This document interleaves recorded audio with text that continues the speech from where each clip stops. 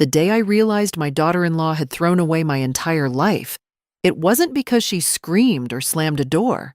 It was because my closet shelf was empty.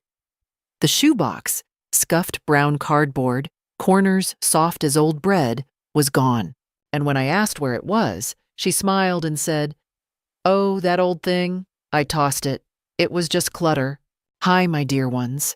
I'm glad you're here." When someone throws away decades of your life and calls it clutter, that hits deep. Tell me, what would you have done in that moment? Stayed silent? Or finally spoken up? I'm 65 years old, not 90. I still drive. I still balance my own checkbook with a proper fountain pen, not some flimsy digital app. And that shoebox wasn't just clutter. It held every birthday card I had ever received since I turned 23. My late husband Daniel's looping handwriting. My son Mark's crooked, backward letters when he was 5. Even the first glitter-covered card my granddaughter ever signed, pressing so hard she nearly tore through the paper. I kept them in that box because paper remembers what people forget. That afternoon, I had only been gone for 2 hours. A routine cardiology appointment. I came home, set my purse down on the hall console, an old mahogany piece Daniel refinished himself, and walked straight to the bedroom closet. I don't know why. Maybe instinct. Maybe I just wanted to touch something that was mine. The top shelf was bare, except for a folded blanket. No shoebox. I stood there longer than I care to admit. At my age, when something isn't where you left it, the first thought is never betrayal. It's doubt. Did I move it? Did I finally misplace something important? That tiny seed of self-questioning is dangerous. People plant entire gardens in it. I walked into the kitchen where Tessa was slicing avocados with that ceramic knife she insists is imported. She didn't look up at first. "Have you seen my shoebox from the closet?" I asked. She shrugged. "Which one?" "The one with my birthday cards." "Oh." She wiped the blade on a paper towel. "That old dusty thing? I tossed it. I've been trying to declutter the house. It was honestly just taking up space." Just taking up space. The words were soft. Casual. Like she'd thrown out expired yogurt. I felt something in my chest. Not pain, not yet, but a tightening. "You threw it away?" I asked carefully. "Well, yes. Nora, you don't need stacks of old paper from the 70s.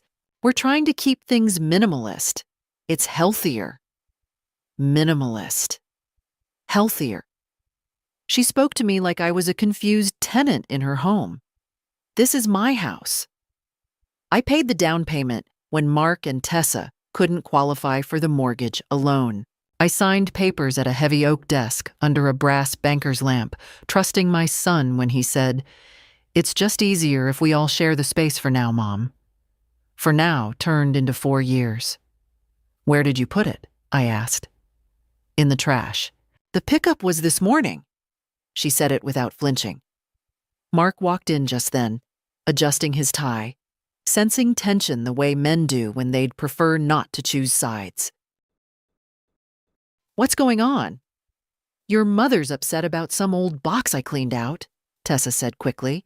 "I didn't realize it was such a big deal." Old box. I looked at my son. He avoided my eyes for a second too long. "Mom," he said gently, "if it was important, you should have said something." I should have said something. For 40 years I saved those cards. For 4 years I bit my tongue in my own kitchen.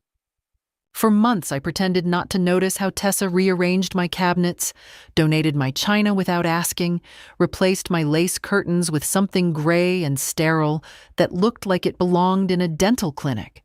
And now she had thrown away Daniel's last birthday message to me. I walked past them without another word. Calm. So calm it frightened even me. Outside, the garbage bin stood at the curb, lid open, empty. The truck had already come. I stared at that hollow plastic container like it was a grave. And for the first time in a long time, I didn't feel small. I felt awake. I didn't cry. That surprised me most. Instead, I went back inside, walked straight past Tessa's lemon-scented disinfectant and Mark's uncomfortable silence, and into the laundry room. I opened the large black trash bag we kept for overflow. Empty. Then I checked the smaller bin under the sink. Nothing but coffee grounds and eggshells. I moved methodically, like I was looking for a misplaced receipt. Not 42 years of birthdays. "Tessa," I called, keeping my tone level. "Did you empty every trash can?" She appeared in the doorway, arms crossed. "Of course. The truck came early. Why?" "Because sometimes they miss a bag." "They didn't miss it," she said quickly. Too quickly. Mark hovered behind her. "Mom, it's just paper. If it means that much, we can buy you a scrapbook. Start fresh." Start fresh. As if memories were houseplants you could repot. I walked to the back door and stepped outside again, scanning the curb, the neighbor's yard, the gutter. A ridiculous hope that maybe the lid hadn't closed properly and something had slipped out. The wind was still. Nothing moved. When I came back in, I went straight to my bedroom. Not to mourn, to check. My closet shelf had been wiped clean. Not just the shoebox gone. The thin layer of dust it used to sit in had been disturbed in a wide circle. The blanket folded differently than I left it, and the small cedar sachet I kept tucked in the corner was missing. I noticed things. People forget that about women my age. I opened my dresser drawer where I kept important papers in a neat file organizer, an old accordion folder with brass tabs. It looked intact. I flipped through it anyway. Insurance, property tax receipts, my marriage certificate, Daniel's death certificate. Everything seemed in place. Seemed. At dinner that night, Tessa cooked quinoa stuffed peppers in those heavy cast-iron cocottes she likes to display on open shelving. She acted cheerful, overly so. Mark talked about a project at work, avoiding any reference to the morning. Halfway through the meal, Tessa said, "I'm just trying to make the house feel lighter. Sometimes holding on to old things keeps us stuck." I set my fork down gently. "Memories don't keep you stuck," I said. "People do." The air shifted. Mark cleared his throat. "Can we not turn this into something bigger than it is?" Bigger than it is. I studied my son's face. He looked tired, but not confused, not shocked. Not protective. Complicit is a quiet word. It doesn't shout. It just sits there and waits for you to admit it fits. After dinner, I went to my desk in the corner of the living room. An old escritoire Daniel found at an estate sale. I opened the small drawer where I kept my bank statements. I don't do everything online. I like paper. Paper leaves a trail. As I sorted through the envelopes, something caught my eye. A notice from the bank about an attempted account verification earlier that week. I hadn't done that. I read it again. Then again. It could have been a mistake, a glitch, a phishing attempt, or it could have been someone testing a door. I folded the letter neatly and slipped it back into the stack. Not panic. Not yet. Across the room, Tessa laughed at something on her phone. A bright, sharp sound. Mark sat beside her scrolling. They looked comfortable, settled. Like this house was a finished arrangement. I realized something then. The shoebox wasn't an accident. It was a test, and I had just failed it by staying quiet. That night, I lay in bed staring at the ceiling fan, turning slow circles above me. I thought about Daniel's last birthday card. He had written, No matter what happens, Nora, don't let anyone shrink you. I had let them rearrange my kitchen, donate my china, replace my curtains. I had convinced myself it was compromise. That keeping peace meant keeping love. But throwing away those cards wasn't decluttering, it was erasing. And I have never been easy to erase. I didn't sleep much that night. Not because of anger. Anger is hot and loud. What kept me awake was something colder. Calculation. At 65, you learn that people rarely show you their true intentions in one grand gesture. They reveal them in patterns, in what they move, in what they remove. The shoebox had always sat on the top left shelf of my closet. Right beside it, slightly behind, was a slim leather document sleeve Daniel bought years ago. Dark green, soft as butter. I hadn't opened it in months. That thought arrived slowly, too slowly. The next morning, I waited until Mark left for work and Tessa drove my granddaughter to school. The house went quiet, the kind of quiet that feels borrowed. I walked straight to my closet and reached for the leather sleeve. It was there, but lighter. I took it down carefully and opened it on the bed. Inside were copies of our property deed, Daniel's small investment certificates from the early 80s, and an old envelope addressed in his handwriting. The envelope had always contained 3 original stock certificates he bought before Mark was born. Nothing extravagant back then. But Daniel was patient. Patient men build quiet fortunes. The envelope was gone. I didn't panic. I counted everything else. Papers were slightly misaligned. The brass clasp on the sleeve had faint scratches it didn't have before. Someone had opened it. I sat on the edge of the bed, hands folded. So the shoebox wasn't just sentimental collateral damage. It had been camouflage. If you wanted to search that shelf without drawing attention, you'd remove the most noticeable item first, the emotional one. Then if I protested, I'd look dramatic over old cards, not documents. I let out a slow breath. I had contributed nearly $80,000 toward this house when Mark and Tessa couldn't qualify. I never demanded my name on the deed because I trusted my son. "We're family," he'd said. I had believed that was protection enough. I walked to my desk and opened my bank binder again. I flipped through the last 3 months carefully. There it was, a small verification request on my brokerage account 2 weeks ago. Not completed, just initiated. Testing doors. I picked up my old Mont Blanc pen, Daniel's anniversary gift, and began writing down dates. Garbage pickup, bank notice. The afternoon, Tessa insisted on deep cleaning my bedroom while I was at book club. I remember because she'd asked where I kept my donation boxes. She had asked. The pieces were not dramatic. They were precise. Around noon, Tessa came back. I heard her keys drop into the ceramic bowl by the door. "Nora? You home?" "In the living room," I answered evenly. She walked in, smiling. "I was thinking, maybe this weekend we could redo your closet properly. It'll feel so much better once it's simplified." Simplified. I looked at her carefully. Her hair was perfectly styled, not a strand out of place. She wore that delicate gold bracelet Mark gave her last Christmas. Her face was open, pleasant, controlled.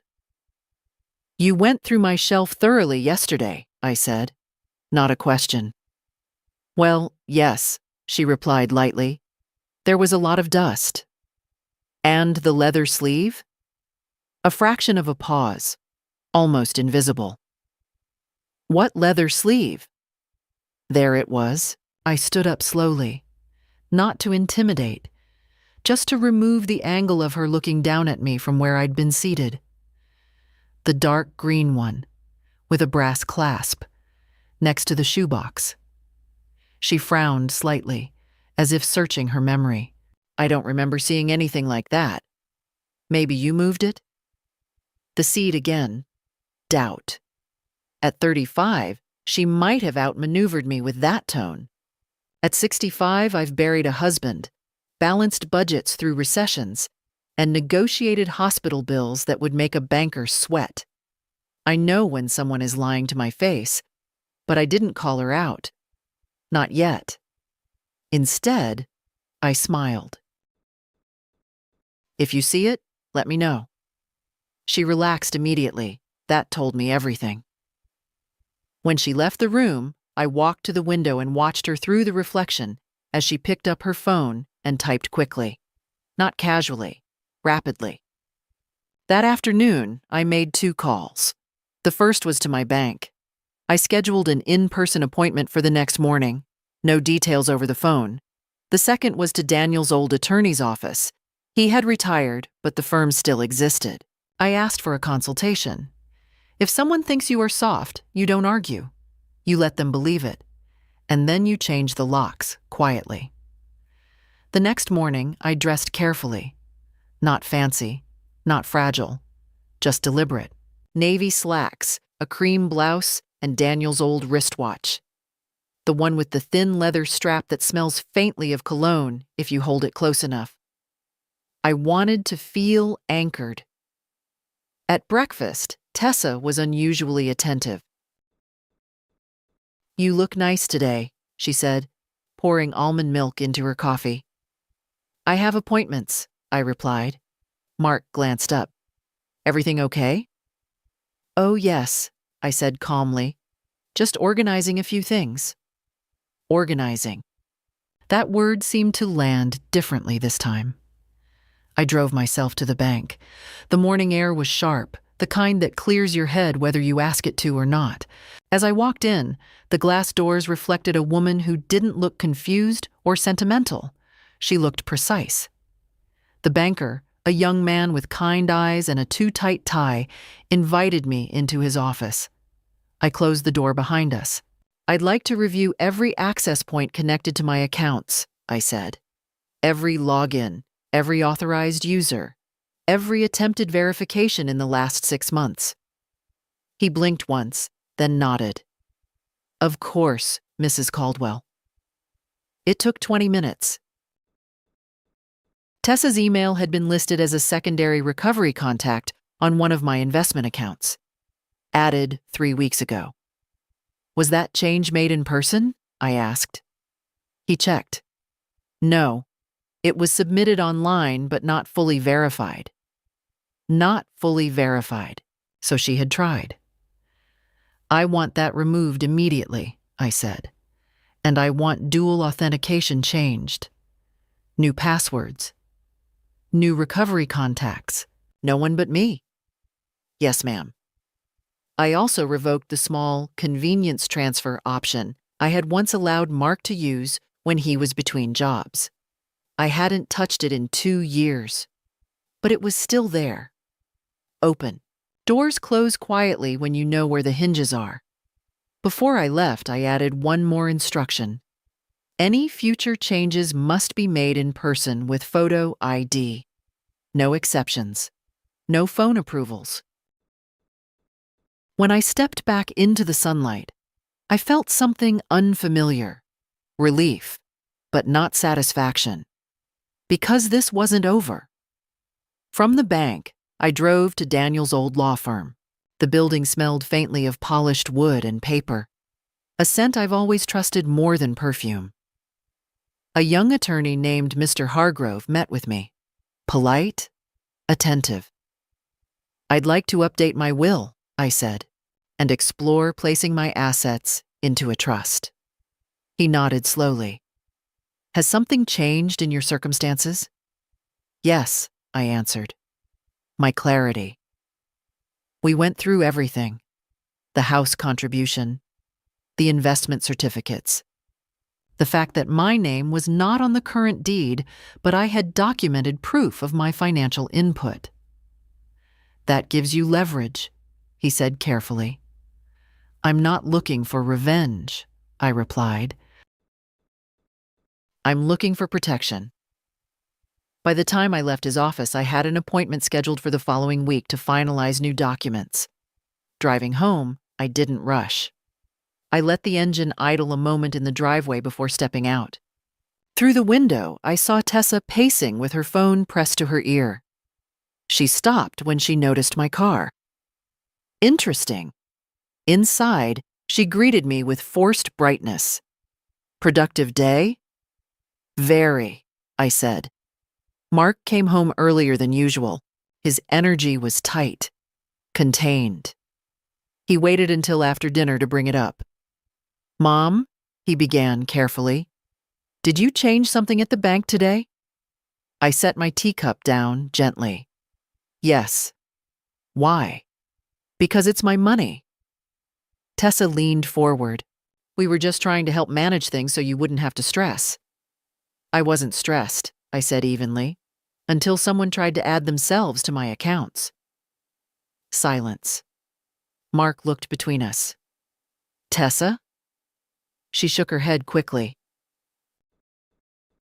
It was just for emergencies. I thought that's what families do.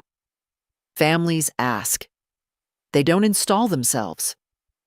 I didn't raise my voice. I didn't accuse. I simply held eye contact longer than comfortable. If there's ever an emergency, I said softly, I'll decide who helps me. Mark exhaled sharply, frustration rising. Why are you making this such a big deal? Because it is one. But I didn't say that. Instead, I stood. I'm going to bed. As I walked down the hallway, I could feel their eyes on my back. Not dismissive now, wary. For the first time since the shoebox disappeared, I wasn't reacting. I was positioning. The house was too quiet the next morning. Not peaceful quiet, listening quiet. I made my coffee the way I always do. In my old percolator, not that hissing chrome machine Tessa prefers. The low burble of it grounded me. I stood at the kitchen window watching the maple tree in the yard shed another handful of leaves. Behind me, I heard whispering. Not words, just the rhythm of two people speaking softly in the hallway. When I turned, it stopped. Interesting how volume changes when power shifts. Around 10, Tessa announced she was running errands. She dressed sharper than usual for groceries. Structured blazer, heels instead of sneakers. She didn't make eye contact when she left. The moment the door closed, I walked straight to the hallway console where she always tossed her mail. There it was. An envelope from a financial services company I didn't recognize. Addressed to her. I didn't open it. I don't need to break laws to see patterns. But the logo was familiar, brokerage related. I returned it exactly as I found it. Then I did something I hadn't done in years. I called the county records office. It took patience and 3 transfers before I got someone willing to check historical property filings. I gave them the address. I gave them my name. I asked if there had been any recent inquiries regarding deed adjustments or lien evaluations. A pause. Yes, ma'am, the clerk said. There was an online information request filed last week. No changes processed, just a records pull. Under whose name? I asked. Request came through a third-party portal. I can't see the individual, only that it wasn't submitted by you. Not by me. So someone was checking what could be moved. I thanked her and hung up slowly. That afternoon, I decided to do something very simple. I went into my bedroom, removed every important document from the closet and dresser, and placed them into a small, fireproof lockbox Daniel had bought after a hurricane warning years ago. It had been sitting unused under the bed. I wiped the dust off and set a new code. Not the old anniversary date. Not Mark's birthday. Something no one could guess. When Mark came home that evening, he didn't greet me the way he usually did. He looked tense. Mom, can we talk? "We're talking," I said calmly. "In private." I followed him into the den. He closed the door. "Tessa feels like you don't trust her." I almost smiled. "Trust," I said, "is built on transparency. She was just trying to help you manage things. You're not getting younger." There it was, the sentence people use when they want you to shrink. "I'm 65, Mark," I said evenly. "Not incapable." He rubbed his forehead. "You're making everything harder than it needs to be." "No," I replied quietly. "I'm making it clearer." He stared at me like he was trying to recalibrate who I was.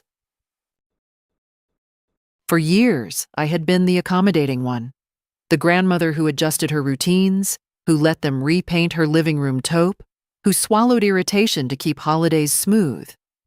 I convinced myself that harmony was love, but harmony without respect is just silence. Later that night, I stepped outside with a small flashlight and walked to the curb. I stood where the garbage bin had been 3 days ago. I imagined the shoebox inside a truck, crushed beneath other people's discards. And then I imagined something else.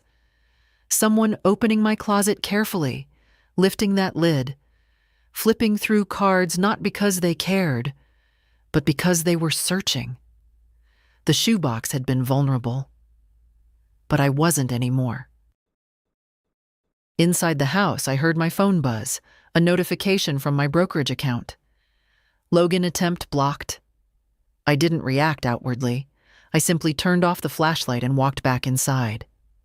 Doors close quietly. But when someone keeps trying the handle, eventually you hear it. I didn't tell anyone about the blocked login attempt. Not Mark, not Tessa. Information is leverage. And I had spent too many years giving mine away freely. The next morning, I brewed my coffee and sat at the kitchen table with my tablet. The one Mark insisted I learn to use properly. I may prefer paper, but I'm not helpless. I logged into my brokerage account myself. Clean, secure. The attempted access had come from a device I didn't recognize. Location, local. Not another state. Not overseas. Local. I closed the screen and folded my hands.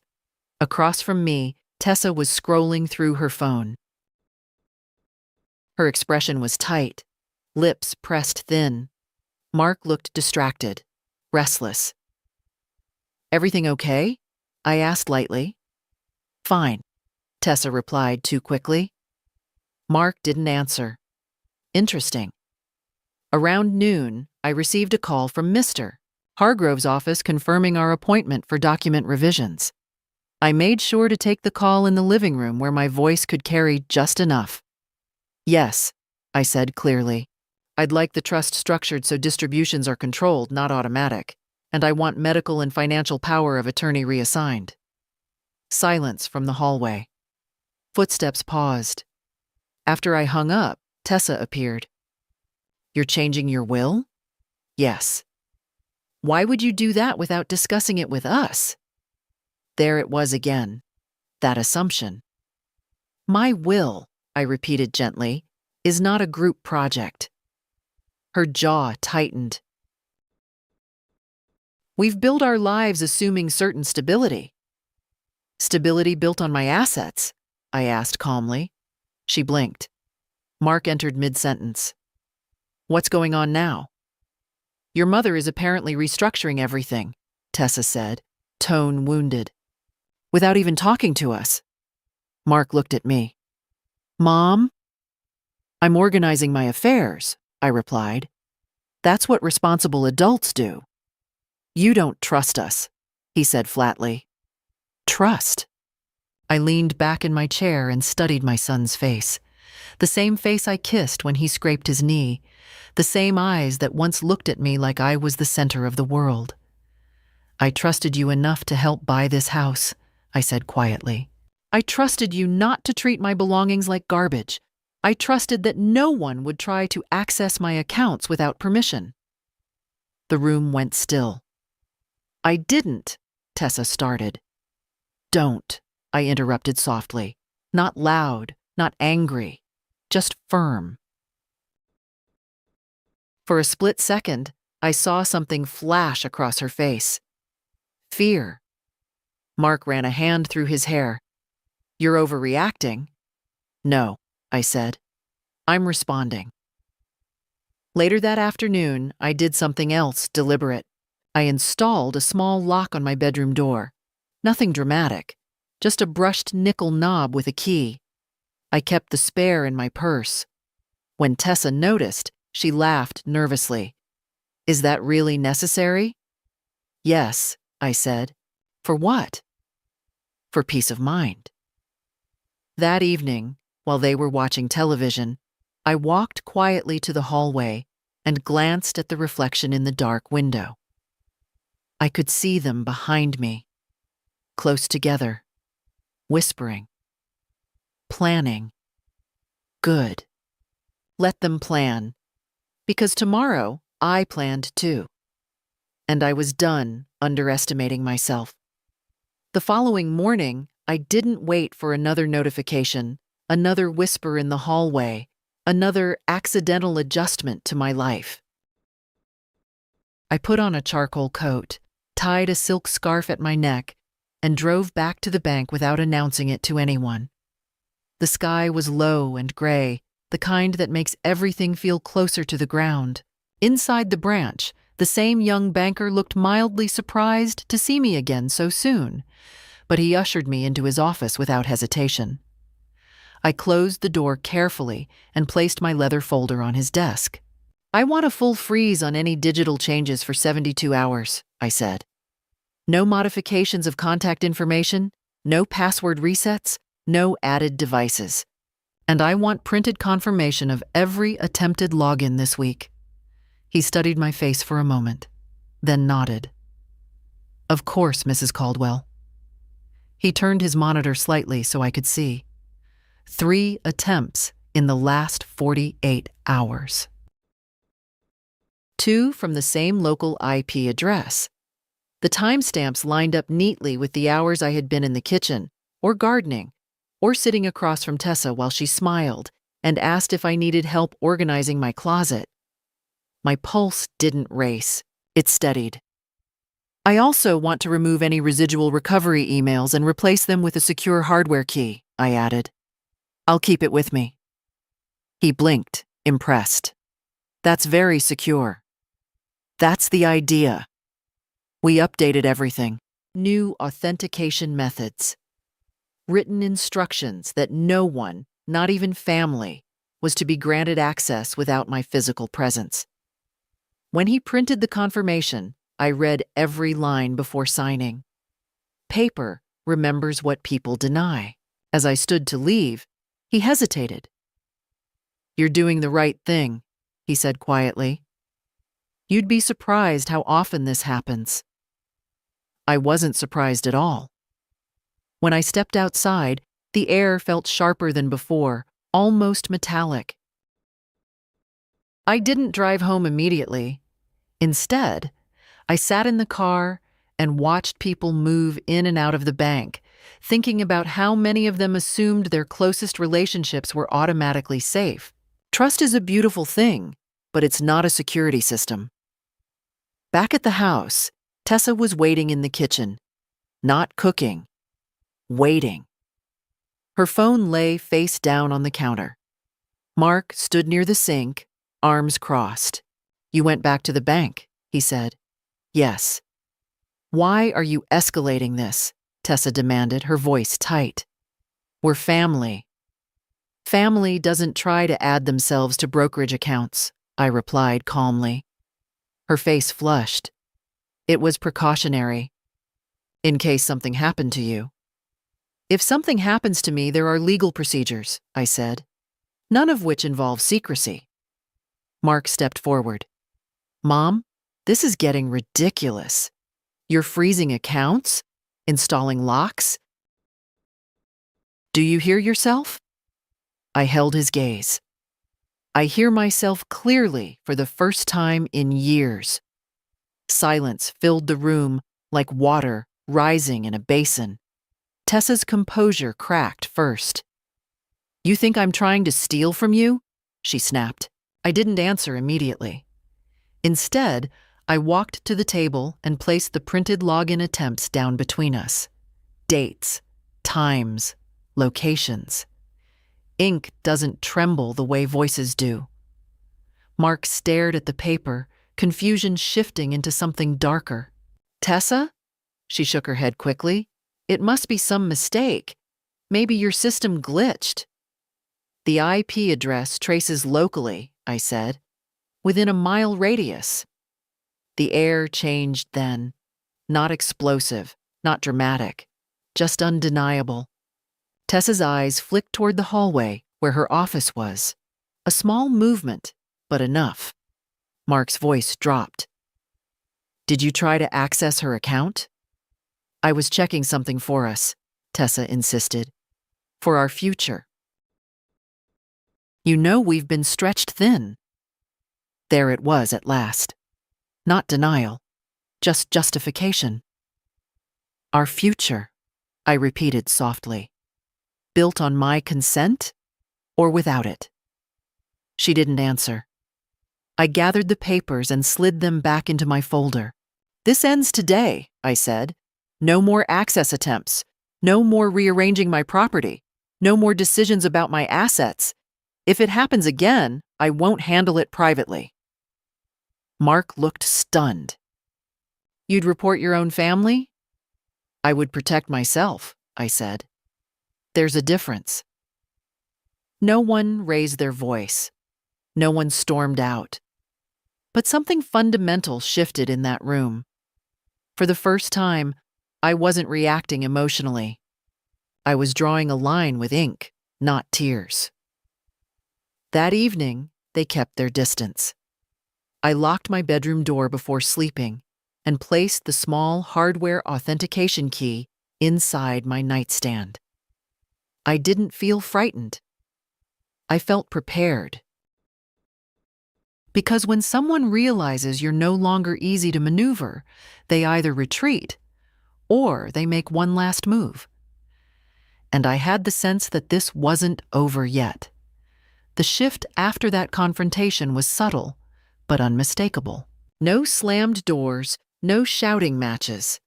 Just politeness sharpened to a blade. Tessa moved through the house like a guest who refused to unpack, and Mark avoided long conversations with me, as if too many words might trigger another line he couldn't cross back over. For 2 days, nothing happened. That was what unsettled me most. On the third evening, Mark came into my room without knocking. He didn't try the locked handle. He waited until I opened it. That alone told me he had learned something. "Mom, can we talk?" he asked quietly. I stepped aside and let him in. He looked older than 65 years of me had ever felt. Stress does that to people. "We're struggling," he admitted. "Mortgage rates adjusted. The school tuition increased. We've been juggling credit lines." I listened without interrupting. Tessa thought if we consolidated some things, temporarily, it would give us breathing room. "By accessing my accounts?" I asked.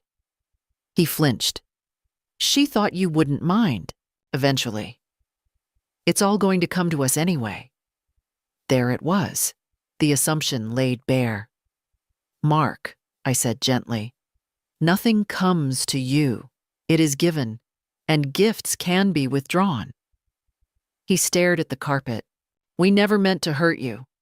"I know," I replied. And I did. Hurt wasn't the objective. Control was. Later that night, I heard raised voices in their bedroom, not loud enough to make out words, but sharp enough to cut through the wall. A drawer slammed. Footsteps paced. Then silence. The next morning, Tessa approached me with a new tone entirely. Calm.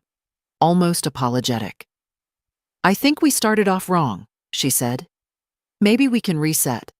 Fresh start. Full transparency." Transparency offered only after being caught is not transparency. It's strategy. What does that look like to you? I asked. She hesitated. Maybe we sit down together, review everything, figure out a plan that works for all of us. All of us, I repeated. Yes. We're a household. No, I said softly. You're a married couple living in a house I helped secure. That's different. Her eyes hardened for just a second before she smoothed her expression again. So what are you planning, Nora? Planning. The word hung between us. I'm ensuring my independence, I replied. That afternoon, I received confirmation from Mr. Hargrove. The trust documents were drafted. All assets would be managed through it. Distributions discretionary, conditions clearly defined. No automatic inheritance triggered by convenience. I signed the preliminary paperwork the following morning.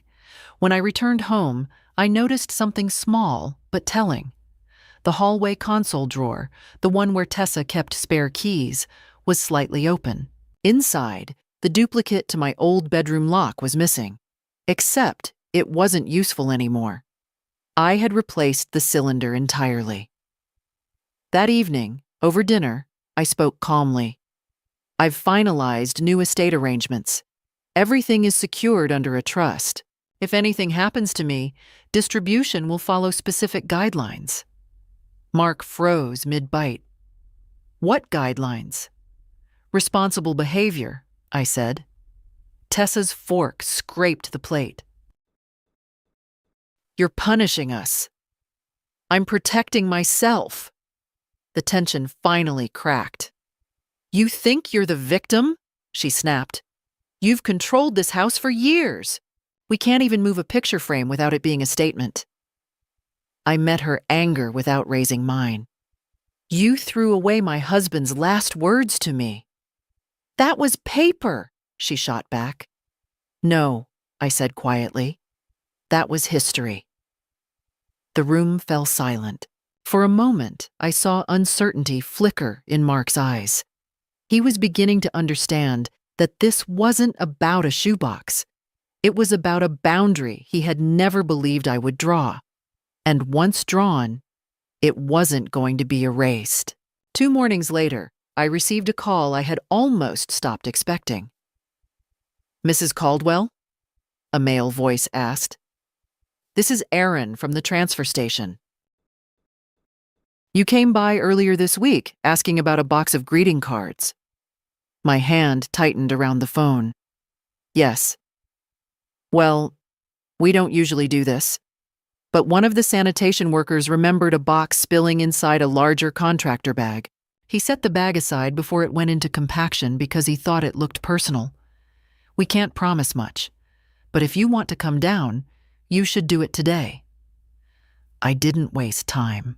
The transfer station smelled of oil, damp cardboard, and something metallic that clung to the back of your throat. Aaron met me near a side building, away from the larger trucks. He was younger than I expected, mid-30s maybe, grease on his sleeves and kindness in his eyes. I couldn't save everything, he said quietly. But this bag never made it to the crusher. He handed me a thick plastic sack, tied loosely at the top. My fingers trembled as I opened it. Inside, bent but intact, was my shoebox. Crushed slightly at one corner. Smudged, but real. I didn't cry. I inhaled. Paper and dust and something faintly floral from an old sachet that must have burst inside. I opened the lid carefully. Not all the cards were there.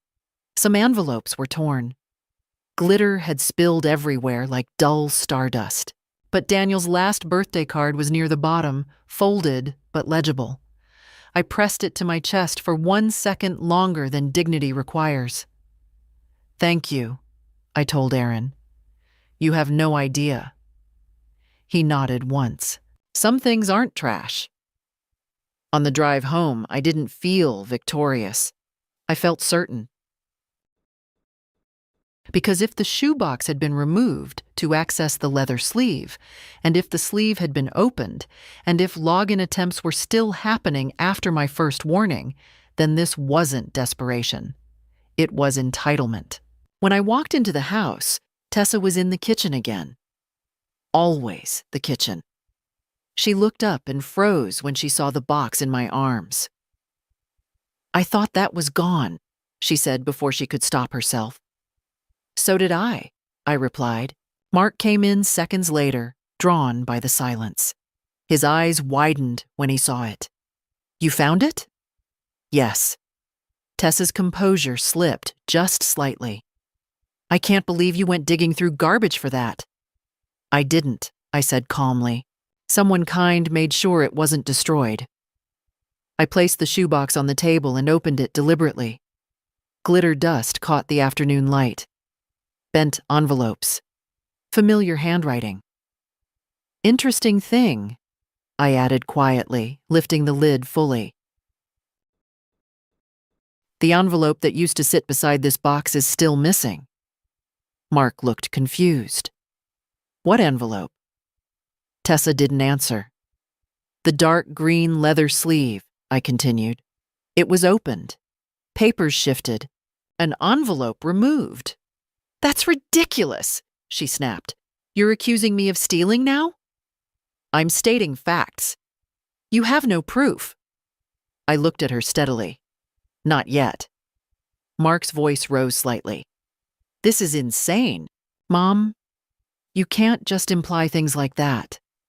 I closed the lid gently. "Then help me find it." The request hung there.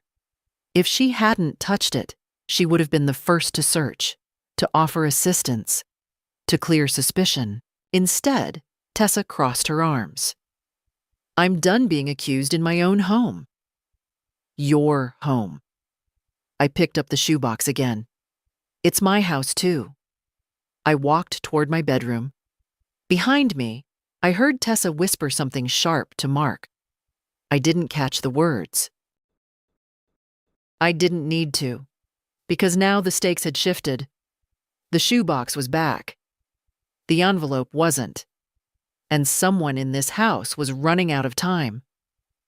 That night, I didn't confront anyone. I didn't accuse. I didn't search their bedroom or demand explanations.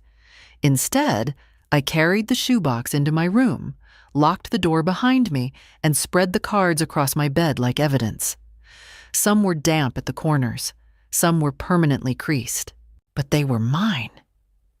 I opened Daniel's last birthday card carefully, smoothing the fold with my palm.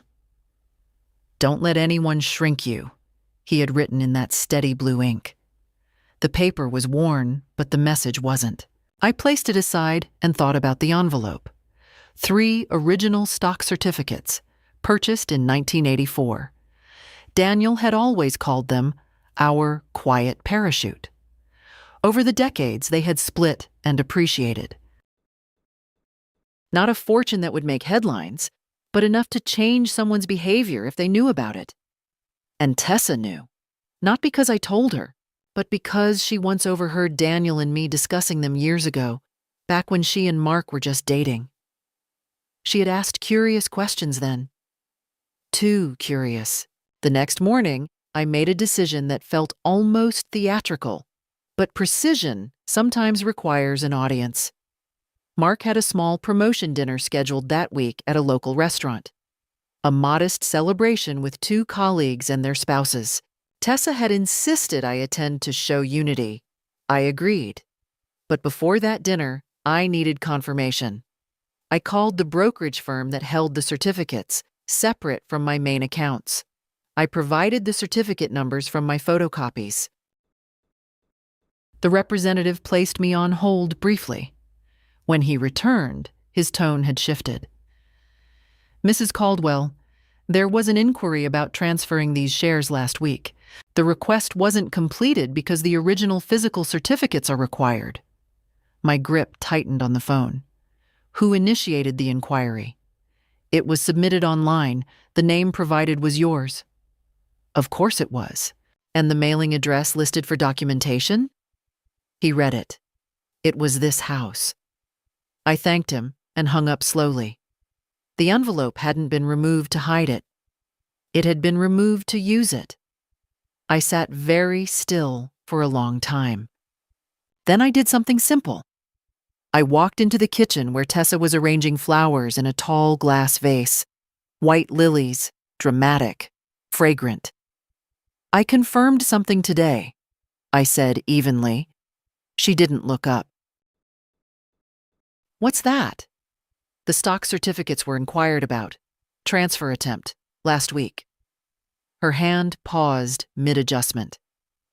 "I don't know what you're talking about," she replied. "Original physical certificates are required," I continued calmly. "Which means someone needs the envelope." She turned slowly. "Are you threatening me?" "No," I said. "I'm informing you." Mark walked in just then, catching the tail end of the tension. "What now?" I looked at him, not her. There was an attempt to transfer Daniel's stocks, under my name. His face went pale. "That's not possible." "It is," I said softly, "and it failed." Tessa laughed, sharp, brittle. "So now you think I forged your name?" "I think someone believed I wouldn't notice," I replied. Silence stretched tight between us. Then Tessa said something she shouldn't have. "Well, maybe if assets were structured more fairly, people wouldn't feel the need to protect their future." Protect, not deny. Mark turned toward her slowly. "Tessa." She realized it too late. Her composure fractured for half a second before she recovered.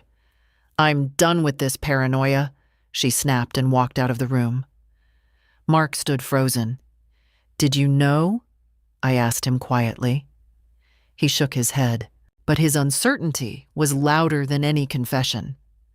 I didn't press further, because now I had what I needed: intent, and proof that it wasn't about a shoebox. It was about ownership. The dinner was in 2 nights, and I intended to attend. The dinner reservation was for Friday at 7. A small Italian place downtown with brick walls and soft amber lighting, intimate enough for conversation, public enough for witnesses. I spent Thursday doing something that would have looked ordinary to anyone watching. I reorganized my closet. I watered the plants. I baked a small batch of almond biscotti and left them cooling on the rack as if life were moving along its usual track. But underneath that calm, I was aligning pieces. Friday morning, I met Mr. Hargrove again. The trust documents were finalized, notarized, sealed. My assets, liquid accounts, investment certificates, even documentation of the funds I had contributed toward the house, were now structured under clear conditions. No discretionary access, no assumptions. If distributions were ever to happen, they would be tied to specific benchmarks of conduct and responsibility. I also filed a formal letter revoking any implied consent for financial representation by family members. It wasn't dramatic. It was surgical. "Do you anticipate confrontation?" he asked gently. "I anticipate clarity," I replied. Before leaving his office, I requested certified copies of everything. Paper has weight. Weight changes posture. Back home, the atmosphere felt brittle. Mark barely looked at me. Tessa moved with a quiet intensity, her phone rarely leaving her hand. She wore a deep green dress that evening, expensive, understated, deliberate. Mark's suit jacket looked newly pressed. They were dressing for optics. So was I. I chose a navy dress I'd worn once before at Daniel's retirement dinner. Simple pearls, low heels, my hair brushed smooth. I placed the slim leather folder, now heavier with documentation, into my handbag. The restaurant hummed softly when we arrived. Warm light, clinking glasses, muted conversation. Mark's colleagues greeted us with polite enthusiasm. Introductions were made. I smiled graciously. I have always known how to host myself in public. For the first 20 minutes, everything followed the script. Small talk, career praise, Tessa laughing lightly at appropriate intervals, Mark describing his long-term growth strategy at work. Growth. Interesting word. Halfway through the main course, one of Mark's colleagues asked how long we had all lived together. Tessa answered before anyone else could. "It's been wonderful having Nora with us," she said sweetly. "Multi-generational living is such a blessing." With us. I set my napkin down. "I actually contributed significantly to securing the house," I said evenly, smiling as if adding charming trivia. "Nearly 80,000 at closing." There was a flicker of surprise around the table. Mark cleared his throat.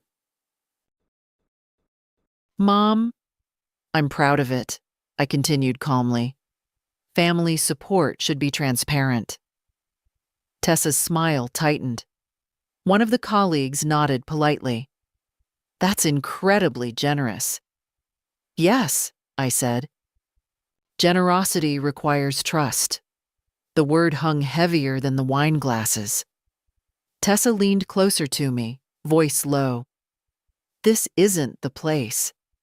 "On the contrary," I said softly, "it's the perfect place." Pause for a second and imagine this. You're sitting at that table, everyone's smiling, and you know one sentence can change everything. Would you speak up publicly or keep it private to avoid shame? Tell me honestly, what would you have done? Mark looked between us, tension finally visible. "Mom, please." I reached into my handbag slowly and removed the leather folder. I didn't slam it. I didn't wave it. I simply placed it on the table beside my plate. "I confirmed an attempted transfer of Daniel's stock certificates last week," I said, my voice steady and audible, but not raised. "Submitted under my name, without my consent." The table went silent. Tessa inhaled sharply. "This is absurd." "I also confirmed login attempts on my brokerage account. Local origin, after access had already been revoked." Mark's face drained of color. His colleague stared down at his plate, suddenly fascinated by pasta. "I have updated my will," I continued. "All assets are now secured under a trust. No distribution will occur without conditions being met. And any further unauthorized attempt to access my finances will result in legal action." The word legal shifted the air entirely. Tessa's composure fractured. "You're humiliating us," she hissed. "No," I replied calmly. "I'm correcting the narrative." Mark's voice was barely audible. "Tessa, did you—" She stood abruptly. "I was protecting our future. You think she doesn't hold this over us already?" There it was. Not denial. Admission dressed as justification. The surrounding tables pretended not to listen, but they were listening. I folded my hands gently. "My future is not communal property." Mark looked at me then, not as a son placating a mother, but as a man realizing he had misjudged the foundation beneath his own stability. "I never meant for this to happen," he said quietly. "I know," I answered. But it did. I closed the folder and placed it back in my handbag. After tonight, there will be no confusion. I will remain in the house under clear boundaries. My finances are sealed, and respect is no longer optional. No shouting, no tears. Just consequence. The drive home from the restaurant was silent. Not the awkward silence of people who don't know what to say. The heavier kind. The silence of consequences settling into place. Mark kept both hands on the steering wheel, jaw tight, eyes fixed ahead. Tessa stared out the passenger window, her reflection pale against the glass. I watched them both from the back seat. Neither of them realized yet that something had shifted permanently. When we walked into the house, Tessa went straight to the kitchen and poured herself a glass of wine with a hand that wasn't quite steady. Mark loosened his tie and leaned against the counter. "Did you have to do that there?" he asked me quietly. "Yes," I replied. "You blindsided us." "No," I said calmly. "I gave you multiple chances to address it privately." Tessa turned sharply. "You embarrassed us in front of his colleagues." "I stated facts," I said. "You implied I'm a criminal." "I implied nothing," I answered evenly. The brokerage confirmed the inquiry. She set the glass down harder than necessary. "You're enjoying this?" That accusation surprised me. "Enjoying what?" I asked. "Watching us panic. Holding power over us." Power. For years I had mistaken silence for humility. Tonight, they mistook firmness for dominance. "I don't enjoy conflict," I said quietly. "I enjoy safety." Mark ran his hands over his face. "So what happens now?" Now. It was a fair question. "I remain in this house under clear boundaries," I said. "My finances are sealed. My legal documents are secured, and any further attempt to access my assets, directly or indirectly, will be documented formally." Tessa let out a humorless laugh. "You're threatening your own family." "I'm defining consequences," I corrected. The room felt smaller. After a moment, Mark spoke again, softer this time. "Did you really change everything?" "Yes." "To what?" "To a structure that protects me." He nodded slowly, absorbing it. Something in him was recalculating, not out of greed, but out of fear.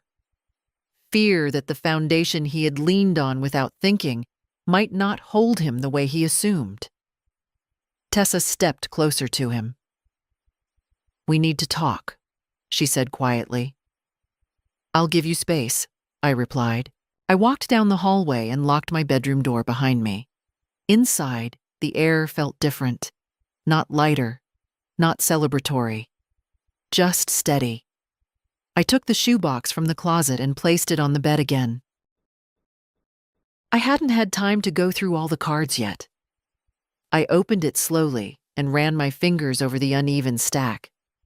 Some envelopes were missing entirely. That detail hadn't left my mind. If the envelope with the stock certificates had been removed for a transfer attempt, then where was it now? It hadn't been returned. And if Tessa believed she could still leverage it, she wouldn't destroy it, which meant it was somewhere in this house. Hidden. The thought didn't frighten me. It clarified my next move. I took out my phone and scheduled one more meeting with Mr. Hargrove. For Monday. This time, not about the trust, about documentation of attempted financial fraud, not a police report. Not yet, but a written legal record, time-stamped. Because the moment someone realizes their strategy failed publicly, they either retreat or they double down privately. And I intended to be ready for either. Down the hallway, voices rose again, low, urgent, not shouting, but strained. I couldn't hear words. I didn't need to. The illusion of control had fractured tonight. Now they knew I wasn't unaware, and I knew they were capable. I placed Daniel's last birthday card back into the shoebox carefully and closed the lid. This wasn't over. But for the first time since that empty shelf, I felt something solid beneath my feet. Not anger. Authority. Saturday morning arrived too quietly. No confrontation, no apology, no dramatic exit. Tessa behaved as though nothing had happened. She made breakfast. She asked Mark if he wanted coffee. She even knocked, lightly, on my bedroom door before entering the hallway. It was a performance. But performances require energy, and I could see hers thinning. I spent the morning in the living room reviewing copies of my trust documents again. Not because I doubted them, but because repetition strengthens resolve. Around noon, my granddaughter Lily padded into the room holding her tablet. "Grandma?" she asked softly. "Yes, sweetheart." She hesitated. "Are you mad at Mom?" Children sense tectonic shifts before adults admit them. "I'm not mad at you," I said gently. "That's not what I asked." Smart girl. I smiled faintly. "I'm disappointed in some choices."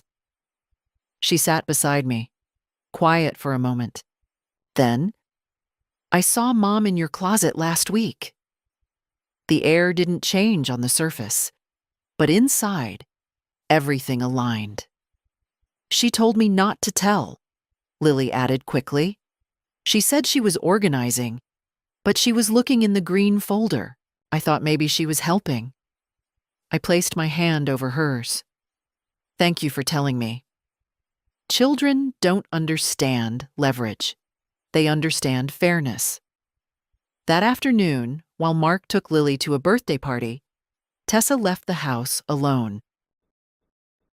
No explanation, no errand announcement, just keys, door, silence.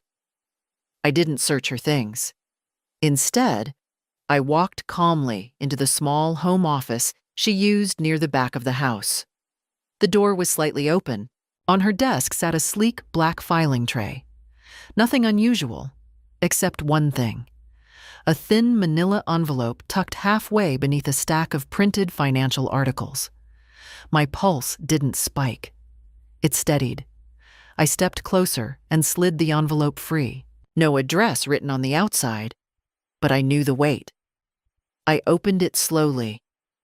Inside were Daniel's original stock certificates, intact, unsigned, untouched, not yet transferred. She had kept them, not destroyed, not returned. Kept. I slid them back into the envelope and stood very still. This was the point where anger could take over, where confrontation could explode, where accusations could escalate beyond repair. Instead, I did something far quieter. I walked back to my bedroom, retrieved the leather sleeve, and placed the certificates inside it again. Then I locked them in my fireproof box. When Mark and Lily returned, I asked them both to sit in the living room.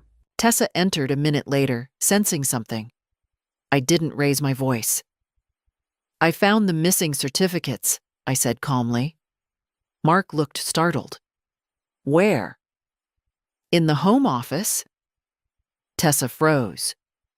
"You went through my things?" she demanded. "I retrieved what was mine," I replied evenly.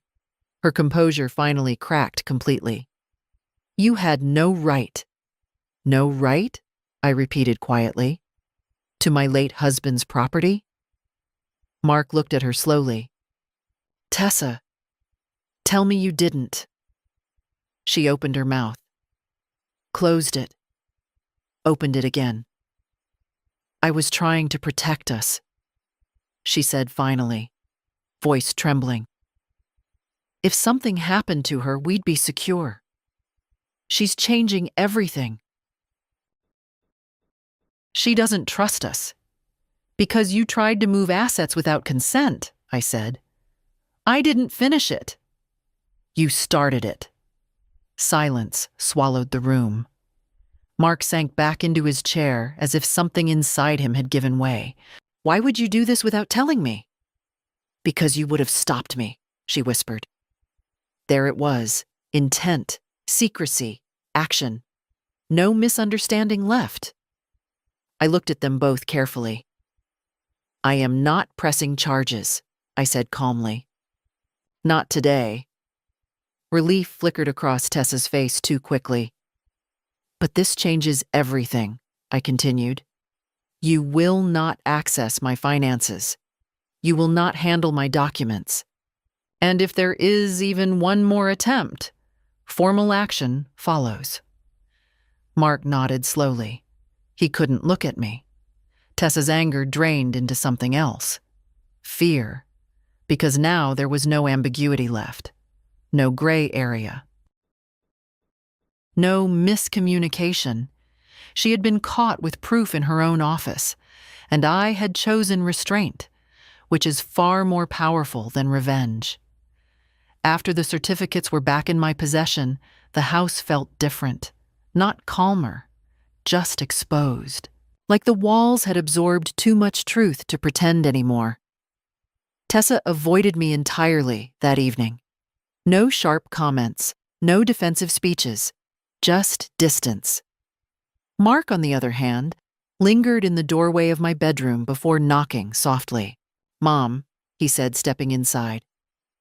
"I didn't know." "I believe you," I answered. He exhaled shakily and sat down.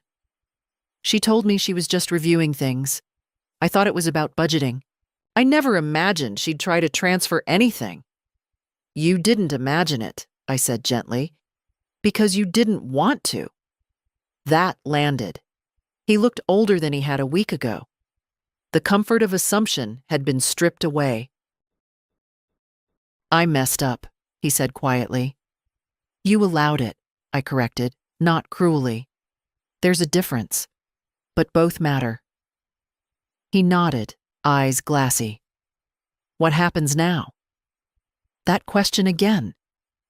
"Now," I said, "you decide what kind of man you want to be." I didn't yell. I didn't cry. I didn't demand that he choose between us. I simply made it clear that silence had a cost. The next morning, something unexpected happened. Tessa came to me first.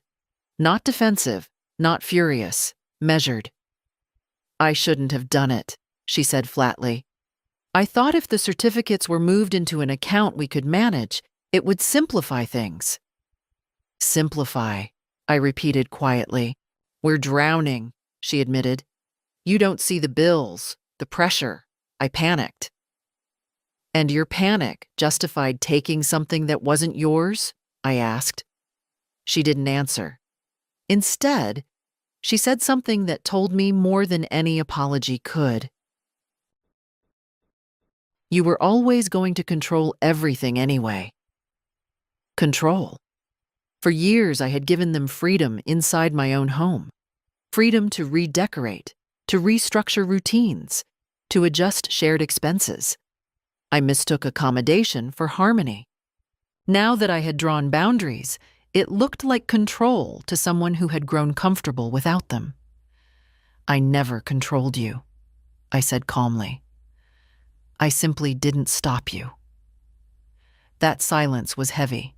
By Sunday afternoon, Mark had made a decision of his own. He sat Tessa down at the dining table while I remained in the room, not hidden, not distant. "I can't build a future on deception," he said quietly to her. "If we're struggling, we face it. We don't steal from my mother." The word steal hung there. Tessa's shoulders stiffened. "I didn't steal." "You tried," he replied. For a long moment, no one spoke. Finally, she stood up, walked to the hallway, and returned with a small overnight bag. "I need space," she said. Mark didn't stop her. The front door closed softly behind her. Not slammed, not dramatic, just final for the moment. Mark stood in the living room for several seconds after she left, as if expecting the house to collapse without her presence. It didn't. He turned to me. "I don't know what happens next." "That depends on you," I said. He nodded slowly. That night, for the first time in weeks, I slept without locking my bedroom door.